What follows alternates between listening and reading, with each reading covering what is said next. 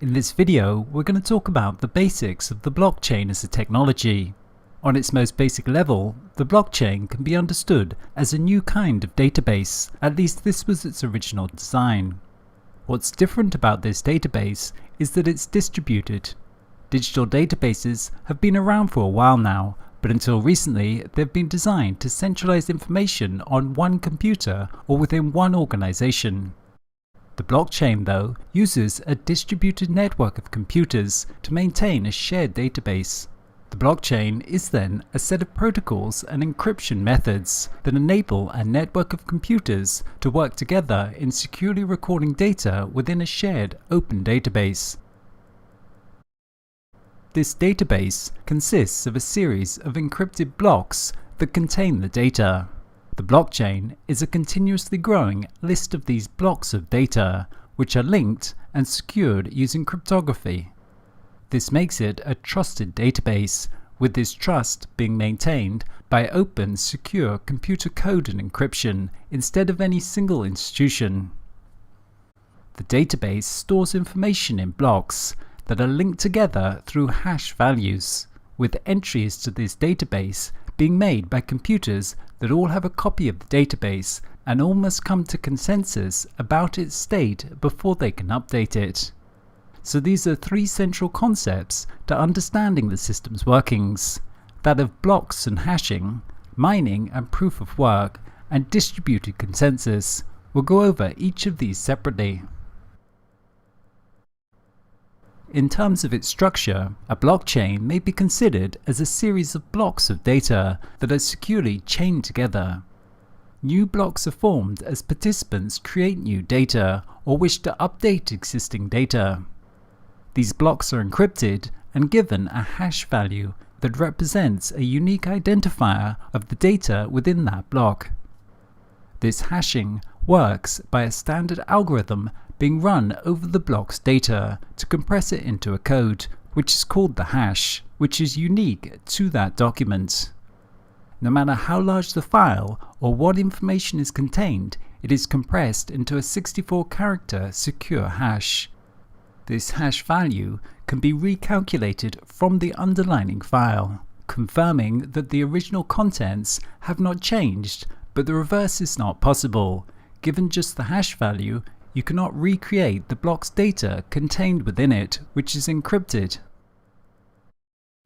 All blocks of data which are formed after the first block are securely chained to the previous one. This means that the hash value of the next block in the chain is dependent upon the previous one. Thus, once recorded, the data in any given block cannot be altered afterwards without the alteration of all subsequent blocks. As well as this hash pointer linking to the previous block, each block typically contains as well a timestamp so that we know what happened and when it happened. This hashing and linking of blocks makes them inherently resistant to the modification of their data, making them immutable records. You can only write data to the database, and once it's there, it's very hard to change, almost impossible. Thus, data stored on the blockchain is generally considered incorruptible. Blockchain security methods include the use of what we call public key cryptography. A public key, which is a long, random-looking string of numbers, is an address on the blockchain. Value tokens sent across the network are recorded as belonging to that address. A private key is like a password that gives its owner access to their digital assets or the means to otherwise interact with the corresponding data. A public key is associated with the private key so that anyone can make an encrypted transaction to the public key address, but that encrypted message can only be deciphered with the private key that corresponds to that public key. In such a way, effective security only requires keeping the private key private. The public key can be openly distributed without compromising security. For example, on the Bitcoin blockchain, to receive funds from another person, you use a piece of software called a wallet, which creates a public key that you give to someone else for them to send bitcoins to that address. With your corresponding private key, you can then access that address with those bitcoins on it. The blockchain is a distributed system. This means there is no centralized organization to maintain and verify the entries on the database. This database is instead maintained by a large number of computers that are incentivized to provide computing resources by earning some form of tokens in exchange. But these computer nodes in the network themselves cannot be trusted individually.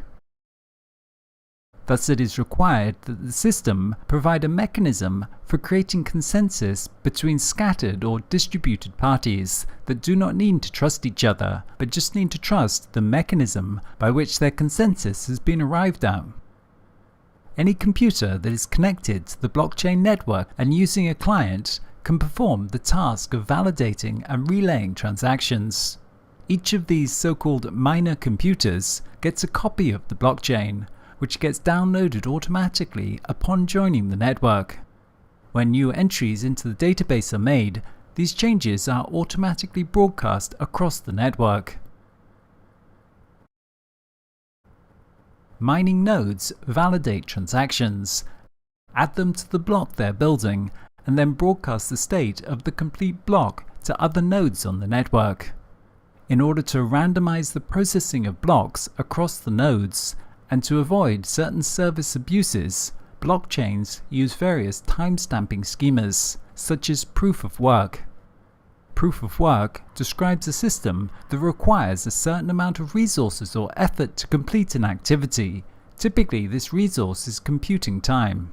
As in the case of the Bitcoin blockchain, this is realized on some form of challenge, such that no one actor on the network is able to solve this challenge consistently more than everyone else on the network.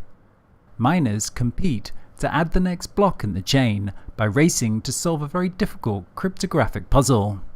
The first to solve the puzzle wins the lottery. As a reward for his or her efforts, the miner receives a small amount of newly minted bitcoins and a small transaction fee. A consensus algorithm, like Bitcoin's proof of work, functions to ensure that the next block in the blockchain is the one and only version of the truth, and it keeps powerful adversaries from derailing the system.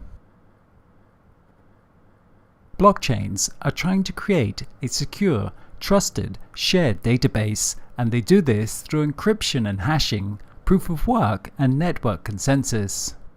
The hashing and linking of blocks makes it difficult to go back and change a previous block once it's entered, but this alone would not be suffice to ensure that the data is truly tamper-proof.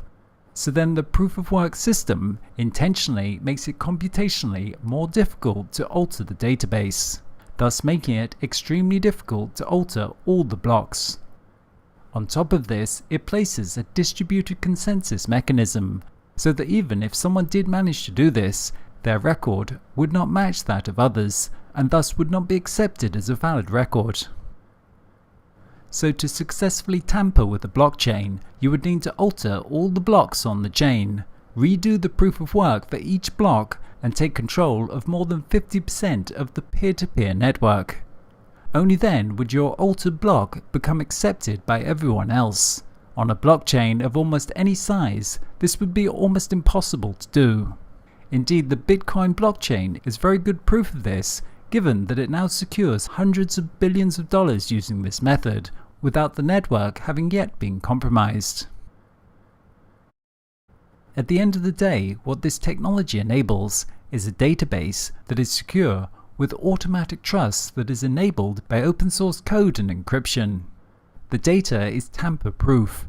Once information is put into the database, it cannot be altered afterwards.